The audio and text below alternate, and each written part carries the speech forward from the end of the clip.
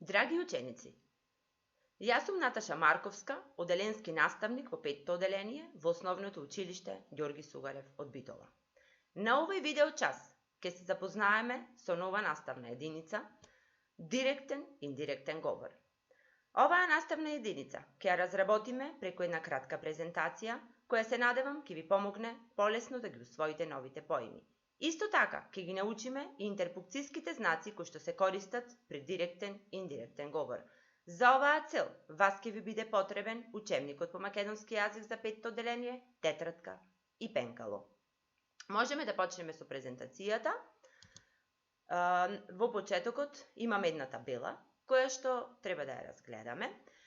Додека јас ги читам речениците од табелата, вие треба да размислите и да одговорате на следниве прашања. Која е разликата помеѓу речениците од левата и десната колона? Дали има разлика во содржината? Чии зборови се напишани во наводници? Како се искажани истите мисли во речениците од десната колона? Зошто нема наводници во нив? Речениците од првата колона се: 1. Мама ме праша, ја читаш ли книгата? Реченица број 2. Кире рече, сите дојдоа на време. И реченица број 3. Нина Тивко ми шепна, внимавај, те гледа учителката. Речениците во втората колона се: реченица број 1. Мама ме праша дали ја читам книгата. Кире рече дека сите дошле на време. И последната трета реченица: Нина Тивко ми шепна, да внимавам зашто ме гледа учителката. Драги ученици, која е разликата помеѓу првите и вторите реченици? Првите реченици се напишани во наводници, односно мислите се искажани онака како што биле кажани и така се запишани. Додека пак речениците во втората колона, во овие реченици мислите се запишани со своји зборови. Тоа е разликата помеѓу првите и вторите реченици.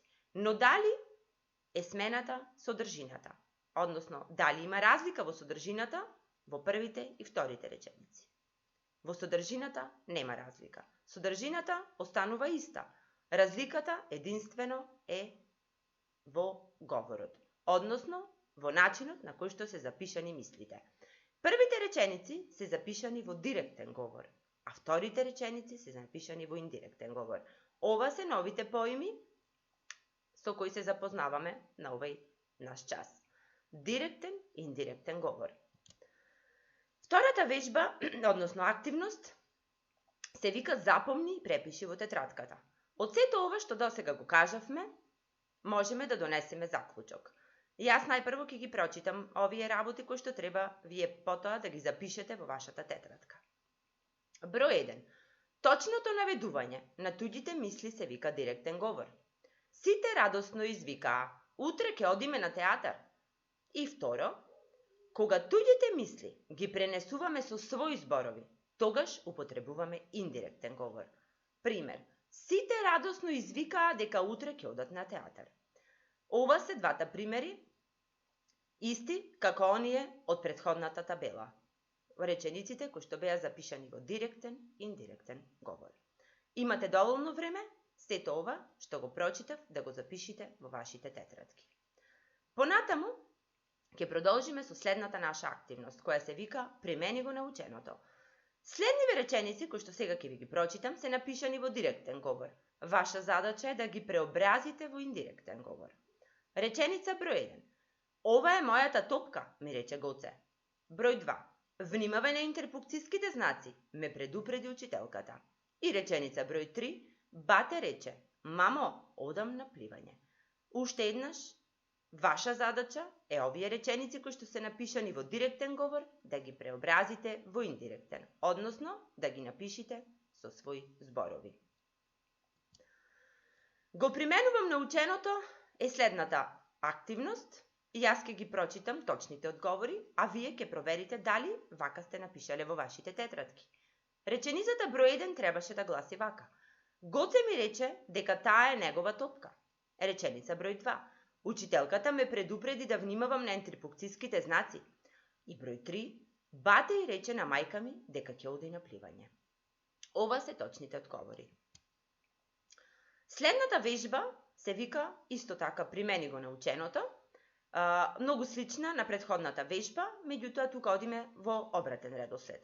Индиректниот говор во следниве реченици треба да се претвори во директен. При тоа треба да внимавате на интерпункцијските знаци со кои што се запознавме на овој час, а тоа се две точки и наводници. Речениците во индиректен говор се: број 1. Учителката не праша која идеја најмногу ни се допадна. Број 2. Даме ја праша Темјана во колку часот ќе оди на тренинг. И реченица број 3. Јас засрамено реков дека направив голема грешка. Овие реченици, уште еднаш да ви ја дадам задачата, треба да се претворат во директен говор, а при тоа треба да употребите интерпункцијски знаци, две точки и наводници. Го применувам наученото е исто така активност. Тука се наоѓаат одговорите, точните одговори на речениците кои претходно беа дадени, а вие треба да проверите дали точно сте ги запишале во вашите тетрадки. Број 1. Која идеја најмногу ви се допадна? Праша учителката. Број 2. Темјана, во колку часот ќе одиш на тренинг? Ја праша Даме. И број 3. Направив голема грешка. Реков засрамено. Ова се точните одговори и ќе ми биде мило ако точно сте одговориле на поставената задача. Драги ученици, се надевам дека целта е остварена. Дека ги усвоивте поимите директен и индиректен говор, а исто така ги научивте и интерпункцијските знаци кои што се користат во директниот и индиректниот говор. На крајот од секој час имаме задавање на домашна задача. Така ќе имате и на овој видеочас.